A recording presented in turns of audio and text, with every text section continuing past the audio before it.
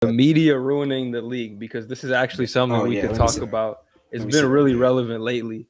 I think especially with the TNT crew, mostly it's really prevalent because it seems like they don't even watch the games and all they do is hate. Like Shaq being like, I don't watch the Pistons, they stink, when this is like one of their best seasons in like the last decade or so. He's just talking out of his ass. Charles Barkley constantly saying the Lakers stink when they were like the 2 seed and won like 11 straight games. So it's just really unfortunate to see that, like, the people who cover the game, that's the unfortunate part. Like, it's one thing if like legends are talking, but they're just, they get interviewed or someone asks them a question, but it's like these dudes are getting paid on media teams to cover the game and they don't even watch it. Like, what do they be doing in the studio while the game is happening? That's the crazy part about it all. They're just on TikTok and yapping, dude. It pisses me off. Bez, I don't know if you saw Hassan or somebody, bro. It was like a Shaq quote that I was getting annoyed at on Twitter. And then he either said something about the Pistons or he said something about someone's triple-double when he's like, that's not enough. Oh, Zion's. Yeah, oh, my God, dude. That pissed me off. Yeah, like, it's not enough. Like, dog, and this season's dead anyway. Like, who cares? Like, dude, you saying that makes, like, it just pisses me off. I'm not even I'm not even an NBA player, but that pissed me off, bro.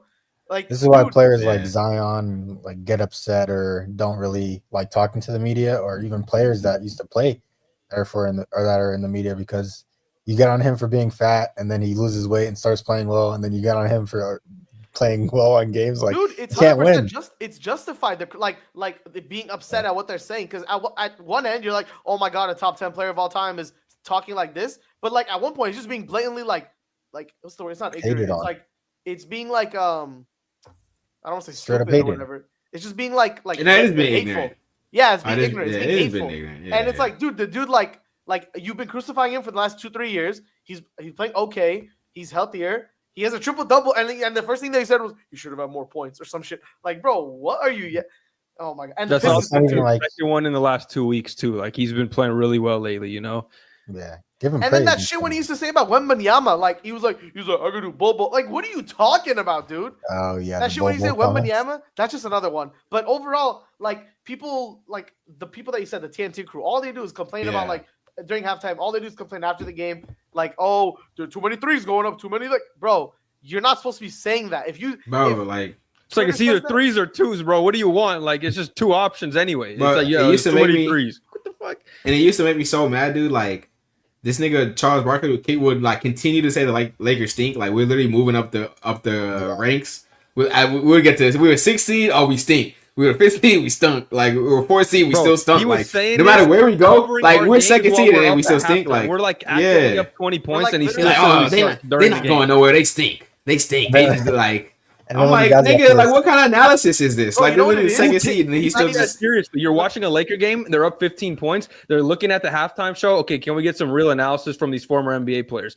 Yeah. All Chuck is saying that the Lakers suck. It's like, clearly they don't if they're up 15 points on a fucking Orlando Magic right now. You know what I mean? Like, makes no sense. They're NPCs. They have generated lines. They don't say anything outside of the norm. So it's like Lakers 2K are up or would down. Be better if they just put the 2K sprites on the screen. They'd probably say more real shit. I'm sorry, I agree. It's funny because when you guys got to the 2nd seed, he was complaining about how everybody just talks about the Lakers and Warriors and other teams like that. He's like, you guys talk about them the most. You should be talking about the Cavs. And I can see when he's hating on them every single chance that he gets. It's not like they have the biggest fan bases, bro. Like, get your head out of your ass. Nobody's a Phoenix Suns fan. Like, nobody is. Well, I know there are, obviously. Yeah. Shout out to them. But like the fan bases are different. You know what I'm saying? He's just mad because people on the street probably talk shit to his face. Like that one time. I remember some kid was like talking shit to Chuck. That was funny. Yeah. And then me and Gabe are also talking about the Stephen A. Smith. Oh, man. Media tour. Don't even get me started, bro. Don't even get me. I was in here, too. I was in here in the room listening. Like, he took a whole week to, like, decide on what to say to Braun on a podcast. Buddy, what are you talking about? God, dude. Like, I'm not even the biggest Stephen A. hater. Like, I watch First Take, you know what I mean? I watch the shows, like, because it's entertainment at the end of the day. I still like hearing the commentary or whatever. But when it comes to this, especially, bro, like, this nigga literally couldn't be more wrong. Like, you know what I mean? Like, what made me mad was that in the beginning, like, when he went up to him and then after he's on the thing, like, oh, that was weak. Like, we in the game. Like, today I seen that there was, like, somebody put out, like, a 2-minute clip of just clips of him saying, like, oh, y'all know where I'm at. if I say something you don't like it, I'm right there. I'm at the games. Like he literally said that in like 30 different clips, right? Yeah. And so for them to get on a podcast to be like, oh, it's weak that he went up to him during the game. He could have texted me or he could have called me.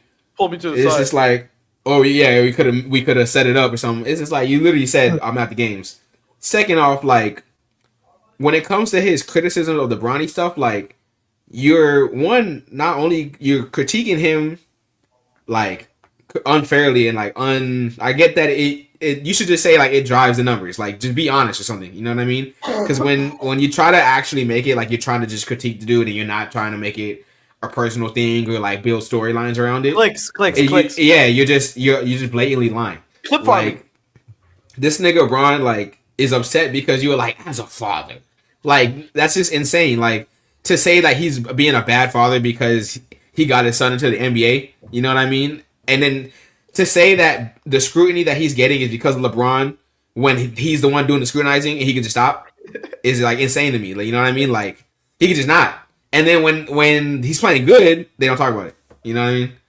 Like I saw like maybe 1 or 2 segments, but when he would come in and when he was shooting 18% for 5 games, you know what I mean? When he was shooting, when he was averaging 1.9 points, you know what I mean? I saw they could talk about, oh, he's not ready.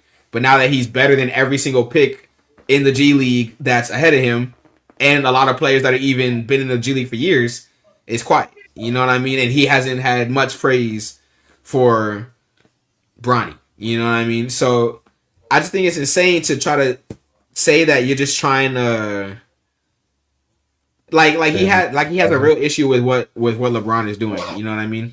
Yeah.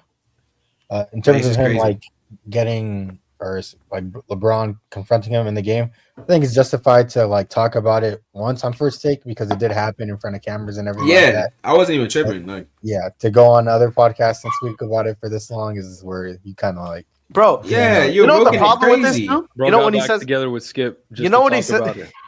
you know what pisses me off too? Did he really? Like, oh my god. Yeah, there's a podcast too. Omari. Oh brother. Omari. He like talks all this stuff about Bronny, right? All this stuff. But like, let's say someone like, and he'll talk about Bronny constantly, right? And LeBron. Why aren't you like talking about anything else in the NBA? Why are you like putting like this as like your main, what's it called? Your main attraction, I guess. Talk about Giannis. Talk about SGA. Talk about Jokic. Oh god. Dog, out of all these people having career years, you want to talk about Bronny, like and LeBron, like bro, like this is not what you need to like yap about right now. It's so. No, like, I agree with that, Gabe, because like the media or people be complaining about the media and the way that they cover the sport, but it's like they're the ones in charge and they're always the one talking about the Lakers. It's like, why are you guys talking about the Lakers? Yeah. Because that's all they, that's the stuff y'all choose to talk about. It may get clicks, but you guys are the ones that can decide what goes out there. If you continue talking about the Pistons, then people will still watch the show if y'all talk about the Pistons. If y'all make it actually educating and informative, and don't tell me that it's not possible, because I know that the NFL does it. I know the NFL, and I've seen them do it with guys that they bring on, like with the Amazon stuff with Dan Orlovsky, when they break down plays and actually have high level like talk about the sport. Yeah. I've seen it be done. So I think it's just about the people that they put on when they don't watch the games. They literally don't know what's going around the league. Like, it's one thing, okay, you don't have to watch every game to know what's happening, but it's like you don't know who coaches the Pistons. I think Shaq, they were like trolling just saying that Chauncey Billups was coaching the Pistons. He wasn't even trolling them. They weren't even trolling. He just said it. Like, he just and they said, I like what Chauncey's been doing over there. And also, guys, we have Kendrick Perkins standing on a box called Business. Like, I saw that clip. I saw that picture on Twitter, and it's like Perkins standing on Business, bro. I'm like, what is going on? Bro, but it's like that stuff's okay. That's not the issue. It's like he's not the problem. Like that gimmicky stuff can be funny, but it's like the people need to know what they're talking about at the same time. You know what I mean? Like it doesn't make sense if Kendrick Perkins is standing on Business and he's saying like Zion Williamson and the Pelicans are gonna have a deep playoff run and they're fucking 15-4. You know what I mean? So it just depends on what the person is saying and how much they know. And I just feel like the people that cover the NBA right now in the popular media all just don't watch or don't know enough. Like, you know what I think straight up nowadays, it kills their credibility. Just completely biased too. You know what I see? Since I'm more of like I guess I've been keeping up less with it. The stuff I've seen is more like entertainment and personality based as far as like that goes compared to analysis. Yeah, I have not been like keeping They up too fired much like you analysis. guys. JJ but it's Redick more was like- the closest hire they had to like actual basketball knowledge. And I like JJ Redick. Before he was Laker coach and everything like that, I was loving JJ Redick talking about the game. I loved his commentary while he was when he was like not officiating, was commentating. And when they brought him on for segments, I used to like, bro, when that time when he got on with Stephen A. Smith, and Stephen A. Smith sounded so stupid, and JJ was like schooling him left and right. It was that intrigued me. But now it's like more like, oh, Stephen A. says something in a funny way, or Kendrick Perkins is Kendrick Perkins, but other people. They want like, the NBA to be like a personality. reality show.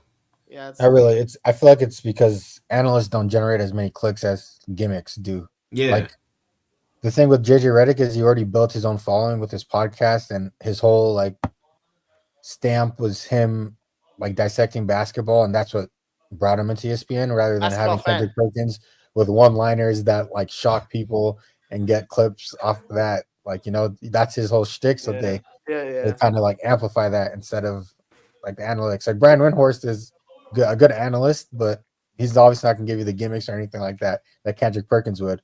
So Kendrick Perkins generates more clicks, and if you're getting more eyes on the program, then he's gonna get pushed more. Yeah, that's true. I just think there needs to be like a better balance, in my opinion. And I think at times there are like TNT can have that. For example, like when they put like Shaq plus like Candace Parker and Jamal Crawford, I think that's okay because when Shaq steps out of line and like says shit he doesn't know, they'll correct him on that stuff. Because I think Jamal Crawford is somebody who's like up and coming that I think knows a lot about ball. And I like hearing him on the halftime show. So if they have a good mix of it, when it's like, people, even if the guys don't know what they're talking about, they can get corrected. I think it'll be fine. Like you can have some of both, I think, but you just can't have when it's Charles Barkley, Kenny, and Shaq all like it's like punks at the cookout. I haven't watched hoops in 10 years talking about basketball. Like what are we doing? They're being paid to hate. Like you said it perfectly. Like I don't get this, bro.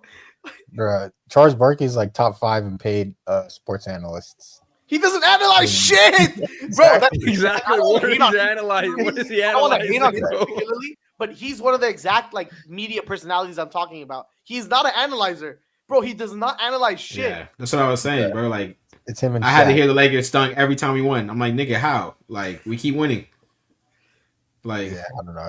It's actually a personal vendetta at that point. Like nothing against his game and all that, obviously, and all that shit. But no, seriously, that nigga was trash too. He was trash. At the fuck that nigga game. No, but like at the halftime show, like what does he contribute to the conversations besides saying shit that's funny? Like he doesn't commentate. Saying women in San Antonio are fat. It's like, bro, what? It's just a meme. That thread was hilarious, though. Yeah, no, that's my favorite. That's my favorite Charles Barkley. He's funny. He's the San Antonio, the San Antonio women. It's too much like it's just that's what I'm saying. It's just entertainment. Like not entertainment. It's entertainment. Yeah, it's entertainment. That's what I'm saying. I watch the shows, but I do it for entertainment. Like. Exactly. The football, like some shows, like first, I like watching First Things First because they have gimmicks because it's funny. They have like funny ass segments, but it's still like they're talking about the sports. You know what I mean? Like, yo, what? First things first. When the Chiefs lost the Super Bowl, they did a good job of like trolling Nick. But like that shit was so funny. They were like actually talking about the game. Yeah. So they like bring in a fucking marching band and then like have the Chiefs marching. That shit had me crying, dude. That was one of my favorite episodes. I'm not gonna count, dude. That shit. They were trolling this nigga so hard because he had already ordered all like the Chiefs fucking gear, like the because they always have like theatrics and shit. Like this nigga Broussard, like I love Chris Broussard, dude. The nigga like when the Ravens win. Is he kicking his feet up with the man retarded. That shit was so funny. I was watching that episode and I was like, wait, like I'm like, I don't think this is gonna go over well. And sure enough, like dude, I seen Twitter was going crazy. He's like, I have a cousin. He was like, I didn't mean it. Like, you like, yeah. I got family members who are on the spectrum. I was crying, dude. That part. Niggas filmed that live tele, and they put it on YouTube too. Like, I was watching it on YouTube. I wasn't watching it on TV. Like, I was like, that's not gonna go over well. I have a screenshot of the meme on my phone because it was so funny. Oh man, that shit was so funny, man. But yeah, like they have like Beth was saying, they have all their theatrics, they have their gimmicks, and they even have some known biases. But it's just like they still get into analyzing the game. You know what I mean? That's why I like watching them. But when I'm watching First Take, I know I'm generally unless they have Windhorst or for football they're better. They have better football analysts on there, like they'll have Orlovsky and shit. But for basketball, it's almost purely like entertainment. Dude, like Perkins, the basketball, like Perkins NBA, and that's Shannon Sharp, like you're getting zero serious. yeah. Like I love Shannon too, but it's just like He's more for entertainment. For sure. yeah. Even on when he was on Undisputed, like his analysis was better. Like they still analyze stuff more. Yeah. Like him and Skip, although Skip was obviously completely biased, Skip still had analysis skills. You know what I mean? Yeah, exactly. But first take at this point, I feel like they keep paying Stephen. They keep paying Stephen A so much money. You know what I mean? And they keep at the end of the day they keep wanting to make more money. So that's all they're gonna care about. You know? So yeah, he's definitely the moneymaker there. But I feel like Stephen A does have a balance of knowing what he's talking about and also being entertaining. He knows something. I'm not gonna obviously like if you watch enough sports, like I don't even think Stephen A is as bad. I don't think Stephen A is as bad as Barkley. Let me put it this way about Stephen A. Smith. I think McCants. he knows a little bit about what he's talking about, but I think especially on ESPN and First Take, they kind of have like this agenda.